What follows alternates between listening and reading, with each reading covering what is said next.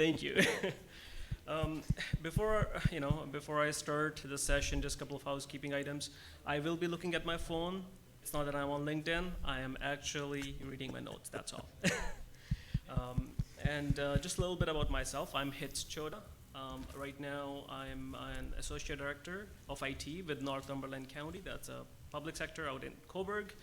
Been in the industry for about 17 years. I've been in private and public sector, in different industries, from engineering, from healthcare, finance, and back to public sector now. We have a fabulous panel here. I'm going to start off with Matt Graves from OpenText. Thank you. Matt Graves of OpenText, formerly a CISO for a large global manufacturer, but I've decided to go to the dark side, to the vendor, to help them build solutions that customers want to buy. But I have about 17 years in industry as a practitioner in cybersecurity.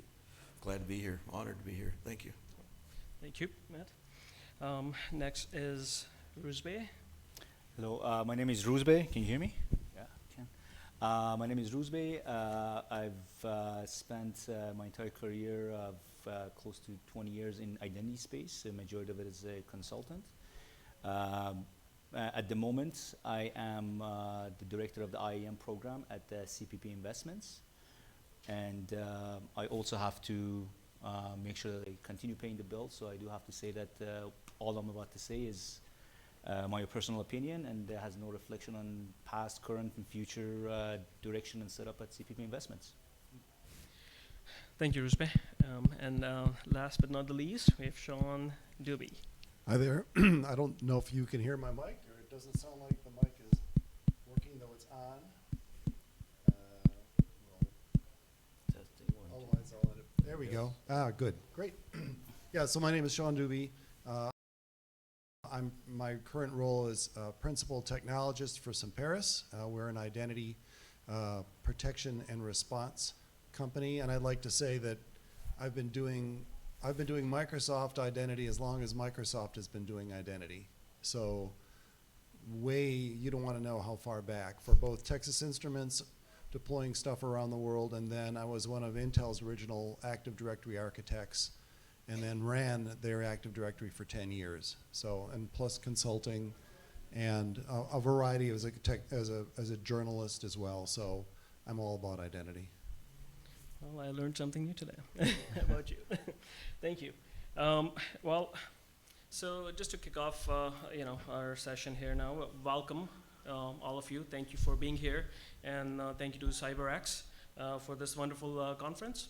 And now, what is an IAM program, right? We all know Identity and Access Management Program aims at enabling our businesses to work in a secure environment where you decide who will have access to what digital asset. When I talk about digital asset, it can be your digital tool, it's your data, and there's a multitude of factors what enables this to happen. It can, very basics would be authentication, your authorization, reporting, roles, etc.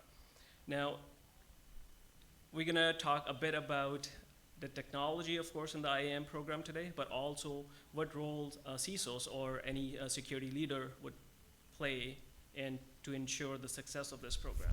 So the first question I would like to ask here to Roozbeh is, what are security essentials for an IAM program? Great question. This being the CISO forum, assume in the audience are either primarily CISOs or aspiring CISOs. Couple of points that are important from a CISO's perspective when it comes to an IAM program. I have a great mentor who's been a CISO in the past, and he has a saying that IAM is the hill that the CISOs tend to die on. So IAM is quite important in the CISO's portfolio. From a CISO's perspective, 2 points in my opinion are quite important. One follows the other. As you can tell, this is not very scripted.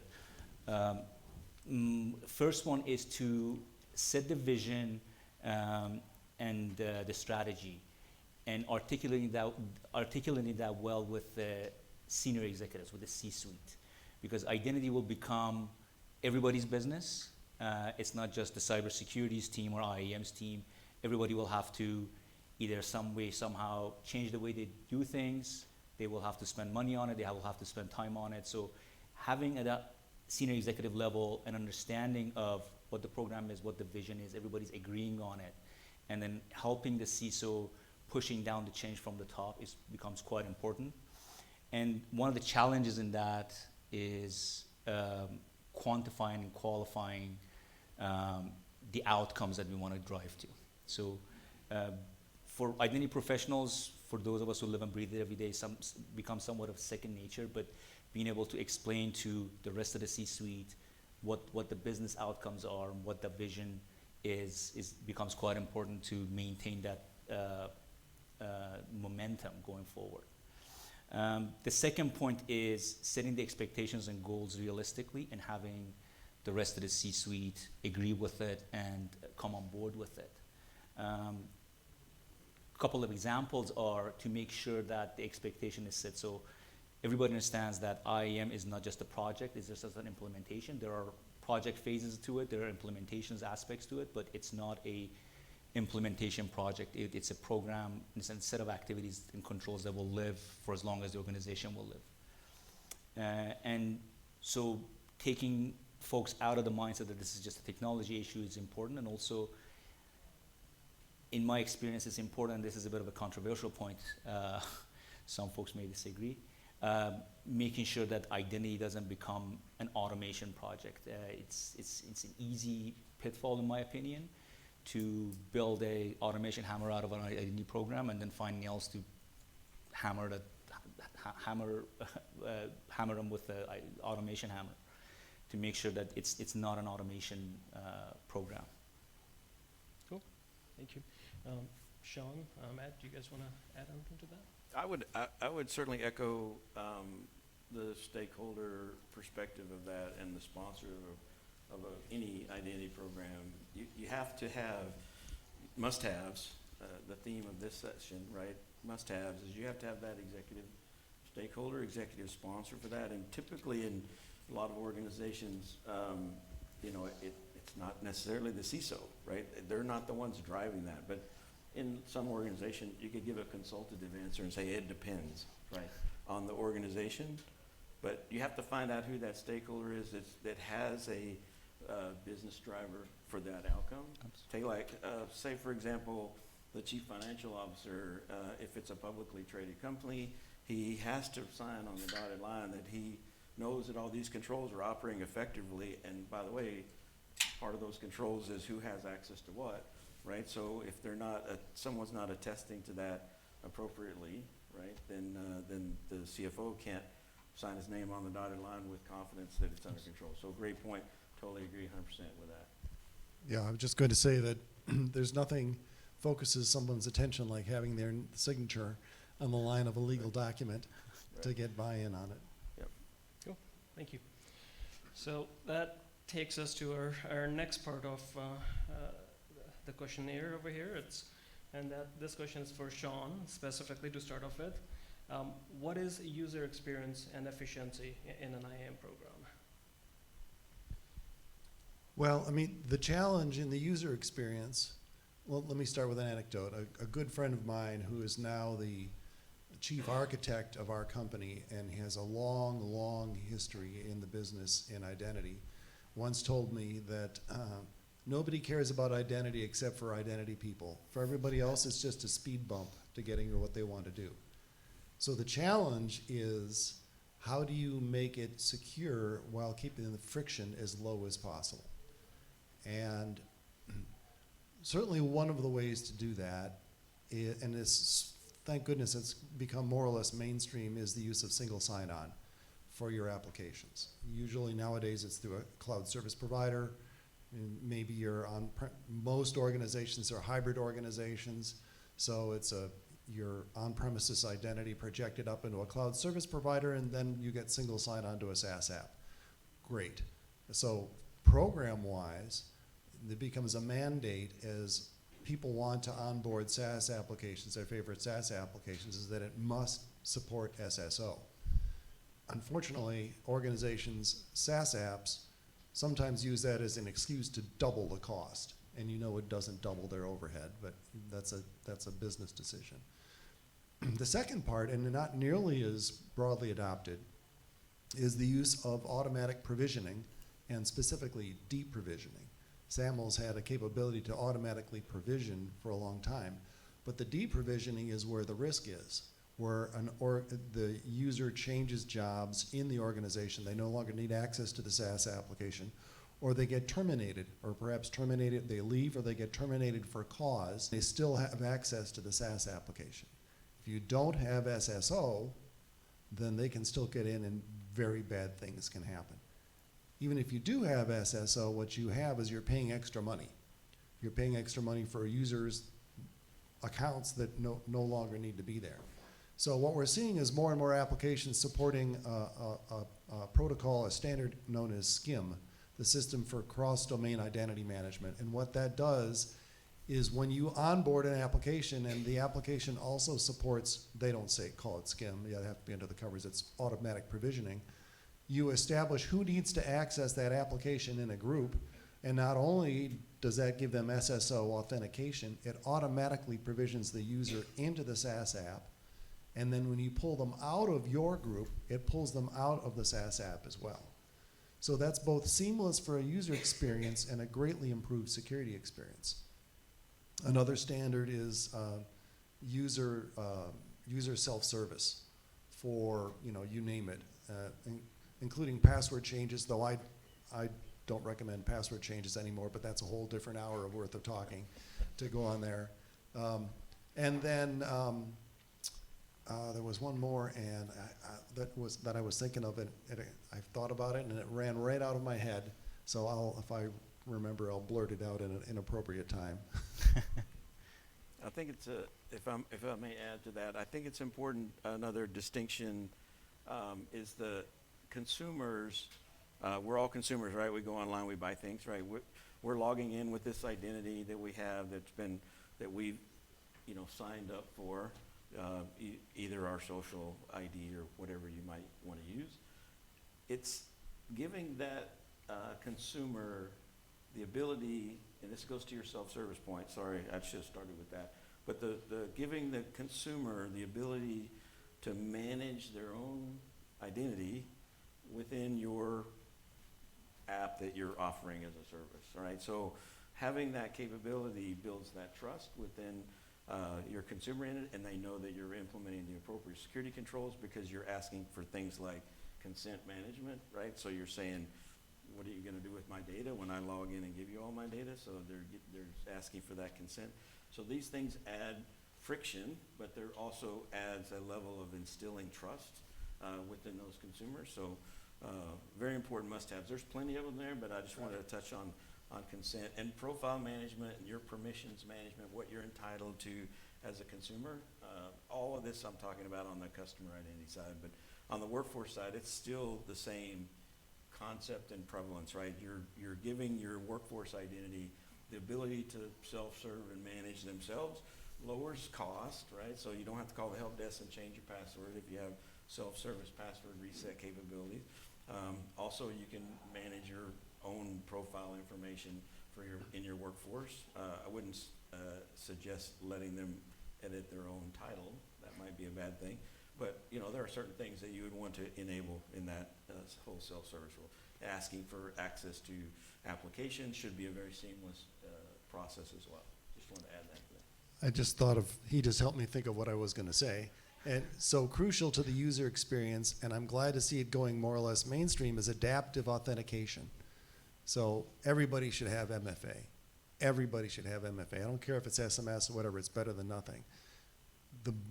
But adaptive authentication allows you to get a second factor without being hit over the head, without hitting the user over the head with it every time. And which also reinforces what they call an anti-pattern, where they just get used to clicking yes all the time, and that makes them more easily phished. But adaptive authentication, I'm sure everyone in the room knows, it looks at many, many factors. When you log into Entra ID, I still have a hard time saying that, about 110 different factors or attributes are evaluated to determine your risk level before it decides what to do next. And most of the time, you're on the same computer, you're in the same subnet, all that, it's very smooth. Just because you don't get an authentication challenge doesn't mean you're not being re-authenticated. So, One other, I wholeheartedly agree with Sean and Matt on this one. When it comes to user experience, I think an important area is privileged access management, because a key consumer or customer of an identity program within an organization are your tech teams, your development teams, technology teams, or even within the business, those folks who are on critical business applications conducting high-end transactions, for example. So managing the user experience for them when it comes to their privileged credentials and the privileged sessions, I think that becomes important. And in some ways, it's a little bit trickier because, as we all know, privileged access is where majority of threats materialize these days.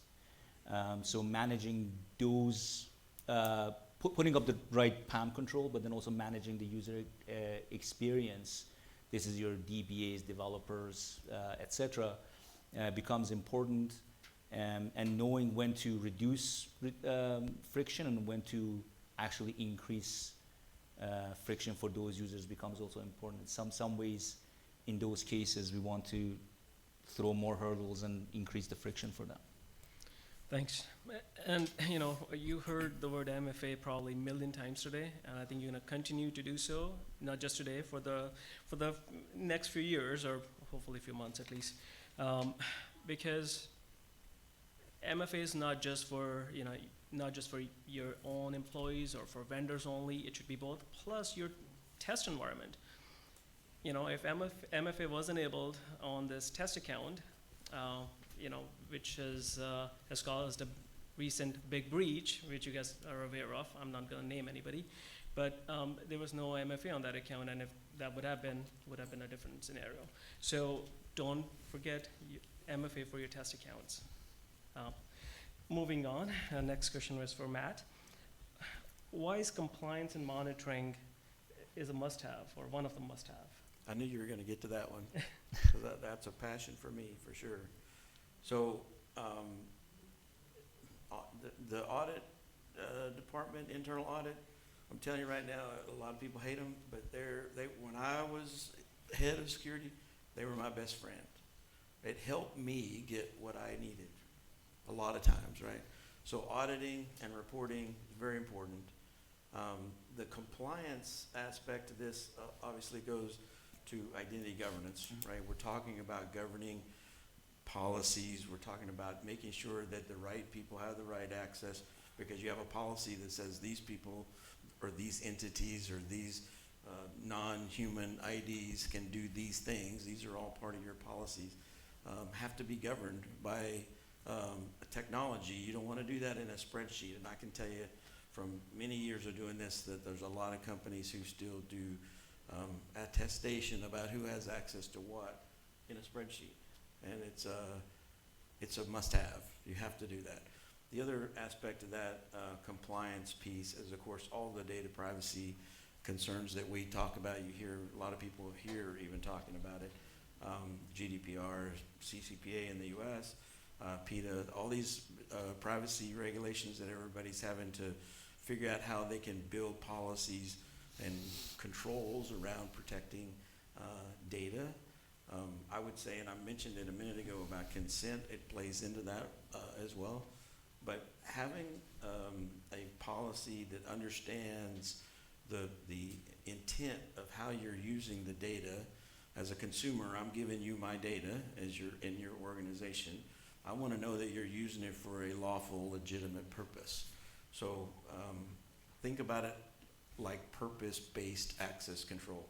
The people inside the organization have access to my personal data, but what are they going to use it for? What is their intent behind doing that? So having policies around managing access to data or data governance plays into that. So data governance, identity governance, to me, are absolutely must-haves. Thank you. And I think that's a perfect segue to even talk about what are some additional must-haves, and maybe we'll start with Matt. Yeah, I mean, there's plenty of them that I could go down the list for in this time frame that we have for this audience. Just want to be impactful on what we're delivering here because you've heard a lot from us. I think some of the other must-haves need to include things like threat detection and response. So identity threat detection and response. And that goes beyond just response. You also have to recover and understand what your business continuity plan is around that sort of thing. So when a breach happens, how do you address it? How do you respond to it? And it's in recovering from it is also the R in that, right? We talk about identity detection, threat detection and response. We also need to talk about recovery. And recovery is an important distinction in that concept too, because it includes the business impact assessments. So the business has an application, there's a business owner for that application, there may be a data steward for that application. All of these people have a stake in determining what the impact of that application is if it goes down or if it gets breached.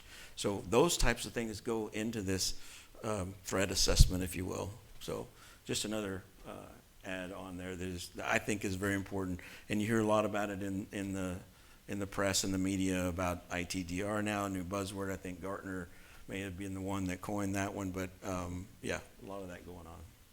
Cool. Sean?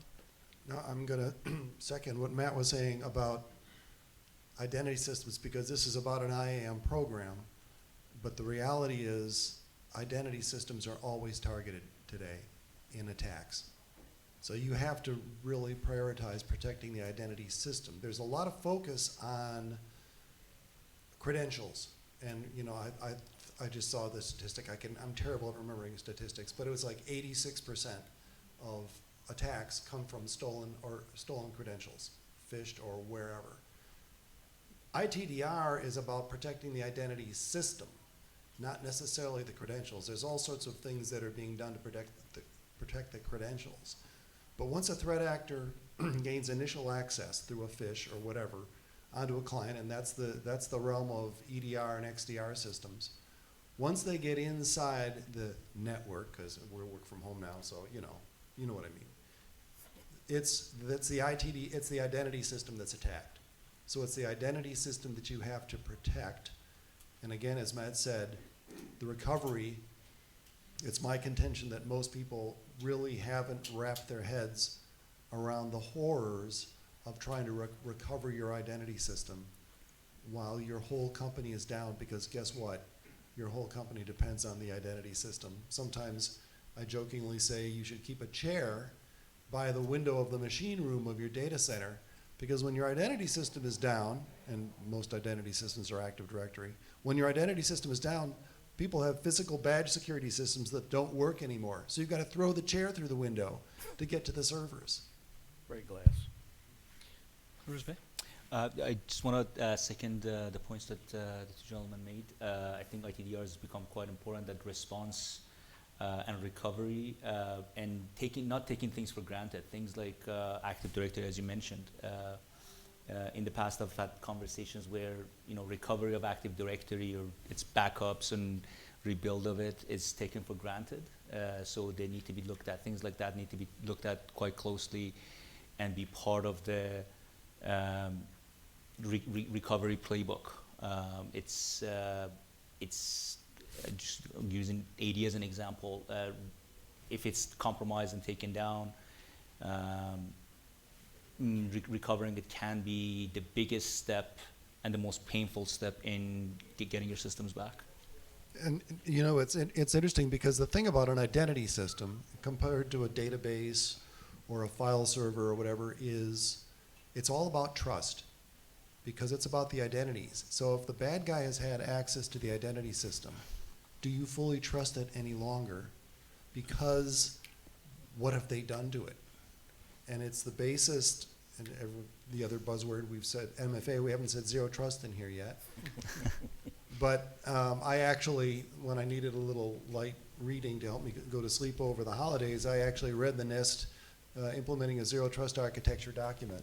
And they say unequivocally that what they call enhanced identity governance, which is an IAM system with good governance around it, is the foundational component of a zero trust architecture.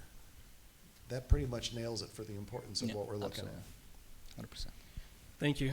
And I think, if I were to add something to it is, when you're talking about a recovery of an identity system, you might want to, or you must consider who is actually accountable and responsible for it. So if you wear your project management hat during that time, and who's the RACI, right? Who's responsible? Who's accountable? Who's going to contribute to this, or who needs to be informed? It is very important, because if you're using M365 as your IAM, and you have an M365 team, and are they going to recover your identity system, or is it your security team who's going to recover the identity system? Is Microsoft going to recover it?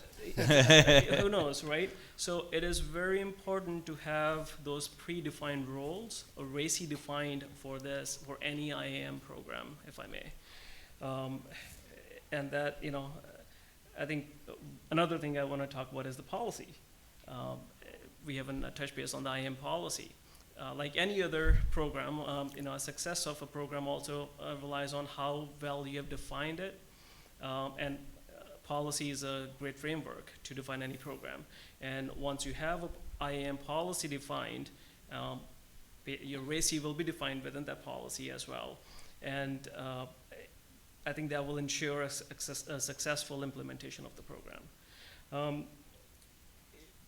Before I go for my questions from the audiences, do you guys have anything else to add? Something about the policy you mentioned. One of my observations, but I don't know if you've had a similar observation, is that a lot of times organizations define the policy, and then the lower level standard document in their governance set of governance artifacts, but then it doesn't go more detailed enough. They stop there, guidelines, job aids, things like that. They kind of get overlooked, or they're not rigorously maintained or pushed. So I think that's quite important to make sure that it's not just the policy. It doesn't.